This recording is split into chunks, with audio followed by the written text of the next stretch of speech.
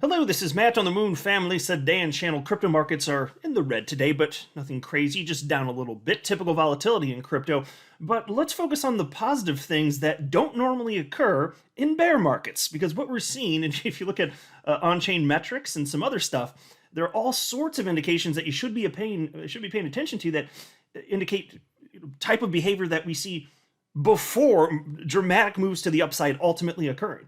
It's just another nail into the coffin of the bear scenario. This idea that we're going to see Bitcoin go down to $12,000 or lower, this or that.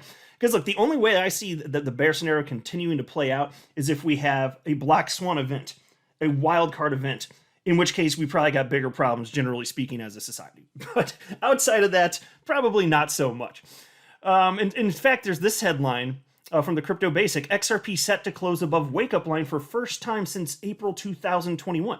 And so looking at metrics for both XRP and Bitcoin, there are so many examples, and I just keep citing them randomly from day to day in videos where I'm talking about the market. Just, again, you don't normally see this, but here we are. It's true for XRP and Bitcoin, these additional indications. Because when I consider what might happen with my cryptocurrencies in terms of price action, there are a number of things that I look at. I look at on-chain metrics. I look at technical analysis, even though I'm not a technical analysis myself because it bores me to death. I look at fundamentals. It's interesting to see, if you're more interested in the short term, even, the feelings of the, emotional retail speculators out there. And then I also want to touch on this article from CoinDesk, because obviously everybody's been talking about this idea of, continued bank collapses. Is that going to happen? Well, here's a headline from CoinDesk. Federal Reserve says Custodia's plans would endanger itself and the crypto industry. And Custodia is a crypto-first bank that put forward a proposal to the Fed, which was ultimately denied, in which part of what they were saying they wanted was to have reserves back not just 100%, the deposits not just 100% backed, 108% backed. And they were slapped down in the massive response from the Fed today. But before going further, I do want to be clear, I do not have a financial background of any kind. I am not offering financial advice, and you definitely should not buy or sell anything because of anything I say are right. I'm just an enthusiast who enjoys making YouTube videos about crypto-related topics, but just as a hobby and just for fun. As I record this, XRP is at 42 cents, so it's down 4.65% over the last 24 hours. But, the blockchain backer, my fellow XRP YouTuber, he noted that a pullback to the 41 cent to 42 cent level would be, pretty normal. It would have been within what he would have expected, given the massive run up we had several days ago when XRP blasted up to about 50 cents. You've got Bitcoin at $27,411, so it's down 3% over the last 24 hours. Market cap $1.16 trillion. Bitcoin dominance still hanging around this newly found high percentage, 45.48%, and the crypto asset class at 61 out of 100. So people are still feeling greed despite a minor pullback today, although we'll see if that goes down a bit because the update occurs once every 24 hours, and that is about 2 hours away. But look at this metric. I love tracking this one. This is just one of those on-chain metrics that I look at fairly frequently, and I look at it more frequently when we're in a bull market to see, is it starting to peak out somewhere? It's just kind of interesting to track. It's no metric is the end all be all, but you put it all together and just be aware of the situation. It can paint a fascinating picture. But what's on your screen right now is the number of new XRP accounts activated on a given day. And this chart's going back to March 1st through the end of yesterday, March 23rd. And so you can see towards the beginning of the month, you could expect about 1,100 new accounts per day. Look at this massive burst to the upside. March 21st, 2,589 accounts. That's, you're looking at even now, so the next day, so March 22nd, 2,551 new accounts.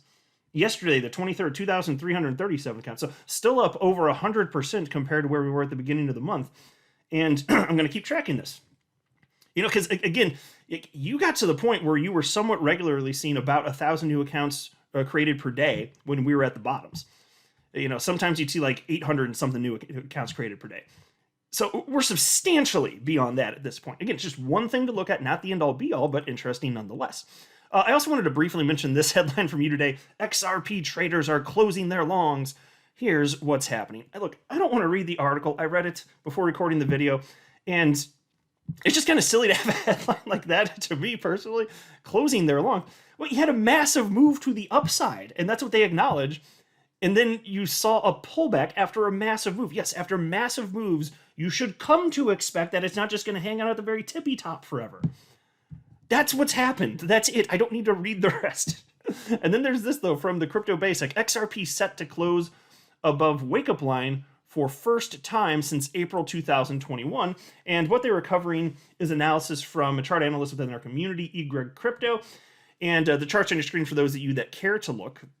And he wrote the following. Hashtag XRP weekly wake-up line. Closing this weekly candle with full body above wake-up line will be the first weekly candle close since April 2021. In 2 days and 18 hours, we will have an answer of this weekly candle close. So that's what this particular analyst is noting. And again, it's just another one of the things that I came across as I was preparing to put content together for this video. I was like, well, there's another indication from another analyst comparing back to 2021. And I continue to see this both for XRP and for Bitcoin.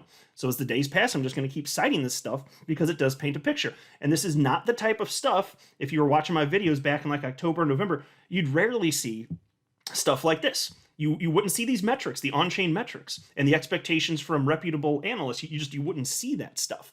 And then there's this from chart analyst Will Clemente. He's an on-chain guy more specifically, but he tweeted out the following just this morning. This is Bitcoin percent of supply last active 2+ years ago. He wrote, the amount of Bitcoin supply that hasn't moved in at least 2 years is on a tear, making new all-time highs day after day. And so that would be, so the price is the black line. The supply that hasn't moved in 2+ years is the yellow line. Look at it holding. And so the point is, as Will Clemente pointed out in a separate tweet, this is not the type of behavior that you see at tops of cycles. You'd expect to see this, as at the bottom of a cycle, moving out of bear territory, because people at the tops of cycles, they begin to sell. They're like, wow, we got a lot of profit here that's unrealized. We need to realize the profit by selling a lot. Then there was also this from Will Clemente. Here you go. Bitcoin addresses with non-zero balance. That's what this chart is. And he wrote, fastest growth in Bitcoin addresses with more than 0 Bitcoin since early 2021.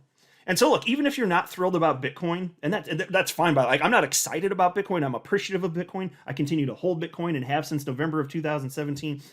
Even if you're not excited about it, like I'm not, that's okay. We should still be aware of it. We should still have respect for it too, because of what it's done to get all of this going, this entire asset class. That's my opinion anyway.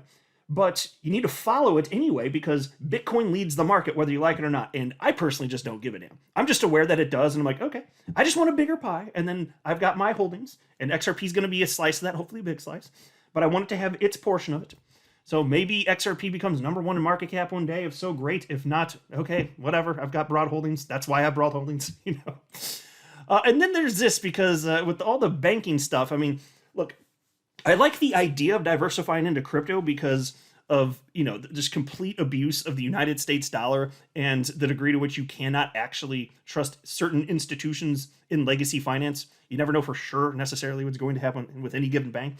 So I like the idea of having crypto for that reason. Now, is that something that's going to result into, if there are a string of bank collapses, just hypothetically, would that result in a ton of money flowing into Bitcoin and XRP and various cryptocurrencies? I don't know, because that's never been tested. I'm a little skeptical of that, because in scary times, historically, a risk on asset, which is what Bitcoin and XRP and crypto is considered to be, there's less desire for risk on assets in times of tumult and chaos. That's historically what we've seen. That's all I'm saying. So would people suddenly, they'd have this, snap of a finger light bulb moment, like, I'm going to now just do this thing. I don't know. I'm not convinced of that. I mean, I'm happy to be proven wrong because I'm in crypto, but kind of skeptical of that. But this is what's on the radar. It's just kind of interesting to see how the Fed's been treating this crypto first bank here. And so there's the headline from CoinDesk. Federal Reserve says Custodia's plans would endanger itself in the crypto industry. The Federal Reserve Board hammered more nails into the coffin of Custodia Bank's failed push for membership on Friday, condemning the proposal's shortcomings in every single category the Fed assesses, saying each of those misfires would have justified its own rejection. Custodia's membership application, as well as its application for a master account, was denied in January, 18 months after the applications were initially filed. Custodia, formerly known as Avanti Bank, sued the Federal Reserve in June 2022, alleging that the central bank was unlawfully delaying its decision, and filed an amended complaint earlier this year alleging a Fed conspiracy to block it. This epic response from the Fed is the first detailed effort at explanation. In Friday's 86-page release, the Fed's famously measured language was about as harsh as it gets as the central bank detailed fundamental concerns with Custodia's approach.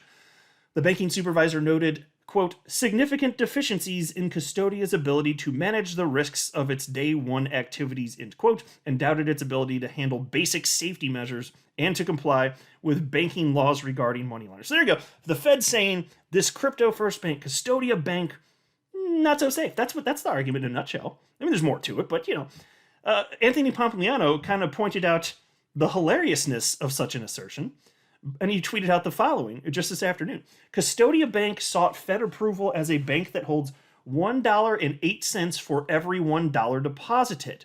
No fractional reserve lending. No nonsense. They were denied. The Fed blamed bank runs as one reason. The irony of saying this while approved banks have lost billions in customer funds. And you gotta admit the timing, that's not so great for the Fed and kind of hilarious in that sense.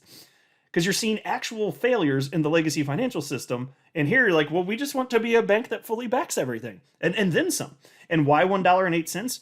The reason for that is because currently small banks have reserves of about 8%. So they figure even if there was a 100% run, if you got $1.08 for each buck in there, well, you still get back to that level. So that was the thinking behind that effectively. But kind of ridiculous, right? So I don't know. We'll see what happens here. I just found it was interesting because this is kind of one of the hot topics out there when people are speculating about what's going to be happening moving forward with crypto. And it's just like, I don't buy into all the narratives. I need to see behavior from humans change for me to think that. I do think it makes sense for me to diversify into crypto for that reason. But I'm not seeing that Bitcoin will suddenly be treated as a risk-off asset or be treated differently just because of the current situation. I just haven't seen the evidence for that. Show me the evidence, change my mind immediately. That's all it takes. I just need to see the evidence, and I'm good. And I would like that to happen, actually, because I hold crypto. I'm not a financial advisor. You should not buy or sell anything because of anything I say or write. I'm just an enthusiast who enjoys making YouTube videos about crypto-related topics, but just as a hobby and just for fun. And I think did I just do my intro disclaimer at the outro? That's the first time I've ever done that. I don't know. Should I just say bye now and just like hang up? Bye, Felicia. That's a good, yeah, that's it. Bye, Felicia.